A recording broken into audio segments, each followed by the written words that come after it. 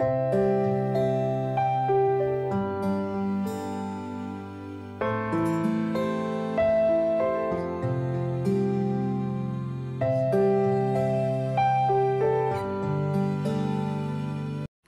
And welcome back. कसे आहात तुम्ही सगळे? आय होप की तुम्ही सगळे मस्तच असाल. आज मला उठायला उशीरच झाला. तर सकाळी लवकर जर उठली मी 6ला किंवा पावणे 6ला जर उठली तर माझं सगळं कामं आवरतात. हृदयाचे पप्पा जातपर्यंत आणि 8:30 वाजेपर्यंत बरेचसे माझे अशी कामं होऊन जातात. पण आज मी उठलीच 7ला. कारण हृदया काल रात्री झोपलीच नाही आणि लहान मुलांचं असं आहे की जशी रात्र होते तसं लहान मुलांना खेळायचं मूड होते आणि जास्त ॲक्टिव्ह होतात आणि जास्त खेळायला लागतात. तर हृदया काही झोपेच नाही. ती झोपत नव्हती तर मला पण तेवढा वेळ जागं राहावं लागलं आणि हृदयाच्या पप्पांना एवढा वेळ जागं ठेवू शकत नाही. कारण आपण तरी थोडा दुपारी आराम वगैरे करतो. पण मिस्टरांचं असं आहे की त्यांना ऑफिसमध्ये जास्त वेळ स्क्रीन बघावं लागते, तर त्यांचे डोळे वगैरे दुखतात आणि त्यांना झोप लागते. तर मग माझ्यासोबत हृदया खेळते किंवा काही पण टाईमपास तिचा सुरू असतो. तर तिला झोपवायला मला 12 वाजले, 12 सव्वा 12 आणि मग रात्री पण मध्ये-मध्ये उठत होती काल ती. माहिती नाही का आता तिचं पोट वगैरे भरलं नसेल. जेवायचे पण नाटकं असते, जेवत पण नाही ती पोटभर त्याच्यामुळे अशी करते. तर उशीर झाल्यामुळे मग माझे आज सगळेच कामं थोडे लेट झाले. तर म्हटलं चला आज आपण थोडं लेट करूया. तर म्हणजे आरामात करूया. तर होऊ दिला थोडा वेळ आणि मग नाश्ता वगैरे काही आज केला नाही. टिफिन केला, भाजी, पोळी, वरण-भात केला आणि नाश्त्याचं करायला वेळ झाला असता. कारण 8:30 पर्यंत मला सगळं प्रिपेअर करून ठेवावं लागतं टिफिनचं वगैरे किंवा नाश्ता, चहा सगळं. तर मग मी नाश्त्याचं काही केलं नाही. फक्त जे आहे टिफिन बनवला आणि टिफिनसाठी ज्या पोळ्या मी टाकते त्यातलीच एक पोळी भाजी हृदयाच्या पप्पांना दिली आणि आमच्यासाठी चहा, ब्रेड वगैरे आम्ही खाल्ला. आणि हृदयासाठी तर असतोच एक ॲपल वगैरे, फ्रुट्स वगैरे तिला मी सकाळी देत असते आणि पोळी जरी तिला तेल-मीठ लावून दिली तर ती आवडीने खाते. खूप सारी भांडी पडली होती. जरी आपण नाश्ता नाही केला तरी तेवढेच भांडे आणि काहीही असलं, दिवस कोणताही असो, सारखे भांडे तेवढे निघतातच.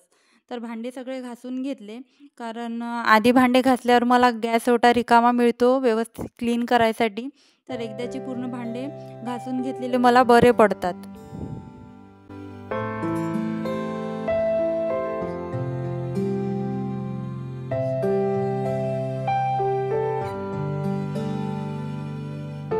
कॅमेराला पण काय झालं काही समजत नव्हतं. असा थोडं लपलप असा करत होता. लाईट कमी जास्त किंवा लाईट असा हलल्यासारखा दिसत होता. तुम्ही बघू शकता एकदम लक्ष देऊन जर बघितलं तर व्हिडिओ बरोबर आलेला नाही आहे. ते कशामुळे होत होतं मला तर ते अजून कळलं नाही. तुम्हाला जर असं काही याच्याविषयी माहिती असेल की कॅमेरामध्ये ही सेटिंग म्हणजे आपली चुकली असेल की त्या सेटिंगमुळे असं होत असेल, तर तुम्ही मला नक्की कमेंट्स करून सांगा की मला याच्यासाठी काय करावं लागेल की माझा कॅमेरा व्यवस्थित होईल. मी बऱ्याच पूर्ण सेटिंग कॅमेऱ्याची जी आहे, बॅक कॅमेरा, फ्रंट कॅमेरा सगळं सेटिंगमध्ये जाऊन सगळं बघितलं, पण काही त्यामध्ये मला चेंजेस केल्यावरही मला सगळं ॲज इट इज दिसलं. तर तुम्ही थोडं ॲडजस्ट करा आजचा व्हिडिओ. कारण मी बघितले, प्रयत्न केले, नाही होत होता कॅमेरा ॲडजस्ट. होते असं कधी-कधी जेव्हा मी स्टार्टिंगला यूट्यूब सुरू केलं होतं, नवीन माझा जो पहिला व्लॉग होता, त्यामध्ये पण कॅमेऱ्याची सेटिंग अशीच होती. म्हणजे हलल्यासारखं वाटत होता कॅमेरा आणि त्याच्यामुळे ते तसं दिसत होतं. तर काल एका ताईंची कमेंट होती, की "ताई तुमचा ट्रायपॉड कुठला आहे? कोणत्या कंपनीचा आहे? तुम्ही तो कुठून घेतला आहे?" तर मी तो ट्रायपॉड Flipkartवरून घेतला होता आणि ट्रायपॉड एवढा काही खास नाही आहे. मला तर पर्सनली आवडलेला नाही आहे. कारण काय होते त्या ट्रायपॉडचं, तो एवढा हलका आहे, की त्याच्यावर म्हणजे हवा जर जोरात जर आली, तुमच्या घरी मोठी जर गॅलरी असेल आणि तिथून जर हवा, वारा जर तुमच्या घरामध्ये येत असेल, तर तो पडू पण शकतो आणि मोबाईल वगैरे फुटायची त्याच्यामुळे भीती आहे. आणि काय होते, हृदया धावत येते आणि कधी-कधी त्या ट्रायपॉडला जाऊन धडकते. थोडासा तिचा हात जरी त्या ट्रायपॉडला लागला, तर तो ट्रायपॉड पडायची भीती असते. मला अशी नेहमी शूट करताना माझ्या मनामध्ये भीती असते, की हा ट्रायपॉड पडणार आहे. हृदयाचं जर लक्ष नसलं, तर हा ट्रायपॉड नक्की पडणार आहे. ट्रायपॉड पडला तर काही हरकत नाही. तो आपण उचलू शकतो किंवा मोबाईल जरी पडला, तर मोबाईल काही एवढा आपला फुटत नाही. फक्त स्क्रीन गार्ड जो आहे, तो फुटतो. पण मोबाईल जर जास्तदा आपला पडला, तर तो मोबाईल खराब होण्याची शक्यता असते. म्हणून आपला मोबाईल कधी पण पडण्यापासून आपण वाचवायला पाहिजे. तर असं होत आहे मला त्या ट्रायपॉडमुळे एवढे सारे प्रॉब्लेम फेस करावं लागत आहे. आणखी एक त्या ट्रायपॉडची मला एक गोष्ट वाटली, की तो जो माझा ट्रायपॉड आहे त्याला एक रिंग लाईट अटॅच होती. तर त्या रिंग लाईट मला घेताना एवढं नॉलेज नव्हतं यूट्यूब विषयी. जर आपण व्लॉगिंग करत आहोत तर आपल्याला रिंग लाईट ट्रायपॉडची गरज नाही आहे. तर तेव्हा काही एवढं नॉलेज नव्हतं. तर आता थोडं मला नॉलेज आलं आहे, तर मी आता तुम्हाला सांगेन. जर तुम्ही डेली व्लॉग बनत असाल, तर तुम्हाला रिंग लाईट ट्रायपॉडची गरज नाही आहे. आणि तुम्ही जर रेसिपी, मेहंदी, ड्रॉइंग अशा विषयात जर तुम्ही तुमचं रायटिंगवालं आपलं एका ताईंचं वेदूज मॉम म्हणून एक चॅनल आहे. त्या ताईंचं जसं चॅनल आहे, त्या एज्युकेशनल व्हिडिओ बनवतात. तर त्यांच्यासाठी तसे रिंग लाईट ट्रायपॉड खूप छान आहे, जेणेकरून त्यांना लाईट्स मिळेल आणि छान त्यांच्या क्लिअर जे लिहत आहे वहीवर ते लिहित आहे ते क्लिअर दिसेल. तर त्यांच्यासाठी असले ट्रायपॉड बरे पडतात. तर म्हणून तो ट्रायपॉड घेतला आणि त्याचं आता झालं असं, की रिंग लाईट असेल तरच ते ट्रायपॉडचा मोबाईल जे अटकतं त्याच्यामध्ये आपण जे मोबाईल लावतो, तर ते मोबाईल लावायचं ते स्टँड ट्रायपॉडला आपण रिंग लाईट असली तेव्हाच ते अटॅच होते. त्याच्याशिवाय काही ते अटॅच होत नाही. तर ती रिंग लाईट पण त्याला लावून ठेवावं लागते आणि मला पडायची भीती वाटत असते. तर जशी मी नेहमी क्लिनिंग करते माझ्या गॅस ओट्याची, त्याप्रकारे मी क्लिनिंग करून घेतली आणि काउंटर टॉपवर जेवढं काही सामान ठेवलं होतं ते सगळं एकदा पुसून ठेवलं. कारण डेली आपल्या यूजमध्ये चिकट हात इकडे-तिकडे लागते, तर ट्रॉली वगैरे खराब होते आणि तेलकट हात लागल्यामुळे एकदा आपण पुसलं तर आपल्याला नेहमी क्लिनिंग करायची गरज नाही. तर अशा प्रकारे मी नेहमीच क्लिनिंग करते. तुम्ही बऱ्याचदा माझ्या व्हिडिओमध्ये बघितलं असेल.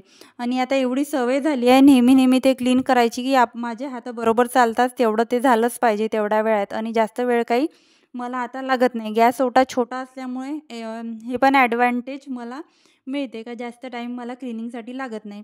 तर रोज जर एकदा माझी क्लिनिंग झाली गॅस ओट्याची पूर्ण जे आहे किचन काउंटर टॉप त्याच्यावर ज्या वस्तू मी ठेवल्या आहे त्या सगळ्या पुसून झाल्या, की मी एकदा फ्रीजवर एक हात मारून घेते. कारण फ्रीजला पण आपण बरेच दिवसभर हात लावतो आणि कुठले पण घाण हाताने आपण आपला फ्रीज उघडत असतो. त्याच्यामुळे एक हात मी फ्रीजवर मारून घेते. त्याचप्रमाणे आपण नवीन घरामध्ये वस्तू आणतो आणि परत आपल्याला क्लिनिंगचं काम लागतं आणि पुसायचं काम लागतं. आणि हे जे वॉटर फिल्टर आहे ते आता घेतलं तेव्हापासून एकदा पण मी पुसलेलं नाही होतं. आणि असं वाटतं आपल्याला नवीन आहे काय पुसायचं पण एवढी धूळ बसली होती. वरच्या साईडनी पण खूप धूळ बसली होती आणि एकदम किचनच्या जवळ असल्यामुळे, गॅसच्या जवळ असल्यामुळे तेलकटपणा तर येतोच. तर एकदा कॉलिननी पुसून घेतलं सगळं. तर बेडरूममध्ये आली तर सगळा हृदयानी पसारा पसरवून ठेवला होता. आणि खेळणे आहे ते तिचे सॉफ्ट टॉय, तर ते सगळे सॉफ्ट टॉय तिने फाडून ठेवले आहे. आता मला त्या सॉफ्ट टॉयचं काय करू मला आता काही समजत नाही आणि फेकावं पण वाटत नाही. आपण घ्यायला गेलो तर 300-400चा एक सॉफ्ट टॉय मिळतो आणि आता मला फेकायची बिलकुल इच्छा नाही आहे. ते सॉफ्ट टॉयज बघूया काहीतरी होत असेल त्याच्यावरून क्रिएटिव्हिटी तर मी नक्की तुमच्याशी शेअर करेल. काय मी त्याच्यासोबत क्रिएटिव्हिटी केली आहे हृदयाच्या सॉफ्ट टॉयजसोबत. तर आपल्या घरात एक लहान बाळ असलं तर ठीक आहे, पण जर 2-2 लहान बाळ असले तर कसं मॅनेज होणार? हृदयाच्या पप्पांना आज दुसरा शूज पाहिजे होता ऑफिसला जायसाठी. तर त्यांनी काय केलं, हे जे शूजचा माझा बॉक्स आहे सगळं पसरवून ठेवून दिलं आणि त्यांना जो शूज पाहिजे होता तो त्यांनी घेतला आणि सगळं जसंच्या तसं ऑफिसला लेट होतंय म्हणून सगळं जसंच्या तसं टाकून चालले गेले. तर लहान बाळ एक असलं तर ठीक आहे, पण जर असे 2 लहान बाळ असले ना तर बरंच भारी जातं. तुम्ही मला कमेंटमध्ये सांगा तुमच्या घरी असे किती लहान बाळ आहे जे घरामध्ये असा पसारा करून ठेवतात आणि तुमचं काम वाढवतात. तर हा छोटासा बॉक्स आहे मिक्सरचा, तर त्याच्यामध्ये मी एक्स्ट्राच्या जेवढ्या पण चप्पल्स आहे तेवढ्या ठेवते आणि एवढ्याच एक्स्ट्रा चप्पल म्हणजे प्रत्येकाच्या 2-2 चप्पल माझ्या बाहेर जो चप्पलचा स्टँड आहे शू रॅक त्याच्यावर मी ठेवते. आणि हृदयाचं पण मध्ये सुरू असते. मी काही जर करत असली तर ती पण तिची गाडी घेऊन येणार, काही घेऊन येणार, डायरेक्ट किचनमध्ये मागे येणं तिचं सुरू असते. तर मग मी सगळ्या चपला ज्या आहे व्यवस्थित त्याच्यावर ठेवून त्याच्यावर माझे एक्स्ट्राचे जे न्यूजपेपर वगैरे आहे कधी पण त्याचं काम पडते न्यूजपेपरचं, तर मी तिथेच त्या च्या बॉक्स आहे त्या बॉक्सवर ठेवून देते. आणि ज्या 2 माझ्या जे आसन आहे छोटे त्या आसननी मी कव्हर करते, जेणेकरून त्या बॉक्सचं लूक समोरून जर आपण पाहिलं तर व्यवस्थित दिसेल. किचन वगैरे सगळं माझं क्लीन झालेलं आहे. झाडलं मी सकाळीच झाडलं होतं हृदयाचे पप्पा जायच्या आधी. पण तुम्ही बघू शकता हृदयाने किती पसारा आणि किती कचरा घरामध्ये करून ठेवला. आणि आता उन्हाळा सुरू झाला आहे आणि इतकी हवा आणि इतकं धूळ घरामध्ये येत आहे की किती पणदा झाडलं तरी असं पायाला कचकच वाटते. आणि एकदा झाडलं ना तर थोडं बरं वाटते. तर मी अजून परत एकदा झाडून घेतलं आणि झाडून झाल्यावर हृदयाची अंघोळ करून दिली. हृदयाचं असं आहे की तिला अंघोळीची एवढी घाई होते की आधी मला किचन काउंटरटॉप क्लीन झाल्यावर मी आधी हृदयासाठी अंघोळीचं पाणी ठेवते. बस आता काही दिवस अंघोळीचं पाणी ठेवावं लागणार आहे. त्याच्यानंतर तर गरमी सुरू होईन आणि आमच्या इथे तर एवढी गरमी होते नागपूरमध्ये की खूप जास्त. त्याच्यामुळे गरम पाण्याची गरज पण पडणार नाही. उलट इथे आता कूलर AC सुरू होऊन जाईन सगळ्यांची. तर तिची हेअरस्टाईल मी करून देत होती. बिलकुल काहीच करू देत नाही. तयारी म्हणजे गंध पावडर टिक्का वगैरे काहीच लावू देत नाही ती. तिला असं जबरदस्तीने असं पकडून ओढून तिची तयारी करून द्यावं लागते. असं लहान मुलांचं असतं. यांच्यामध्ये एवढा टाईम वेस्ट होतो की बराच यांच्यामध्ये टाईम वेस्ट होतो आणि आपले जे कामं आहे त्यांना लेट होत जातं. तसंही मला आज लेट झालं होतं कारण आज मला पूजा करायची नव्हती. मंथली प्रॉब्लेममुळे आज पूजेला सुट्टी होती. तर म्हटलं थोडं आरामातच करूया, निवांत उठूया आणि हळूहळू सगळं करूया. तर काही मी एवढं उठायचं आणि कामं जे आहे लवकर करायचं काही लोड घेतलं नाही. तर कपडे पण मी धुवून टाकले. आज जास्तच कपडे होते आणि रोजच कपडे एवढेच असतात. घरी घालायचे कपडे, बाहेरचे कपडे, ऑफिसचा ड्रेस, हे सगळे कपडे रोज राहतातच.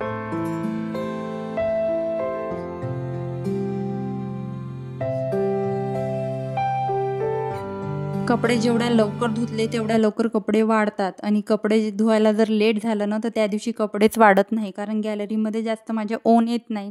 तर मी काय करते, जास्त जर माझे कपडे असले आणि मला जर कपडे धुवायला वेळ झालं तर गॅलरीमध्ये कपडे टाकत नाही. सरळ मी खाली घेऊन जाते. खाली पार्किंगमध्ये छान दोरी बांधली आहे, त्याच्यावर वाळत टाकून देते. दोरीवर मस्त कपडे झुलतात आणि एकदम छान कपडे आपले सुकतात.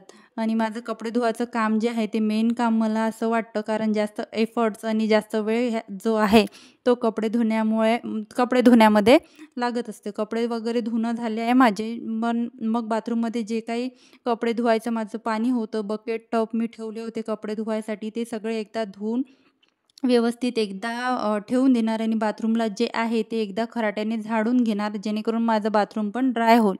तर मैत्रिणींनो, कसा वाटला तुम्हाला माझा आजचा व्हिडिओ मला नक्की कमेंटमध्ये सांगा. आणि व्हिडिओ जर आवडला असेल तर व्हिडिओला एक लाईक आणि चॅनलला सबस्क्राईब करायला विसरू नका. तर भेटूया अशाच एका नवीन आणि इंटरेस्टिंग व्लॉगमध्ये.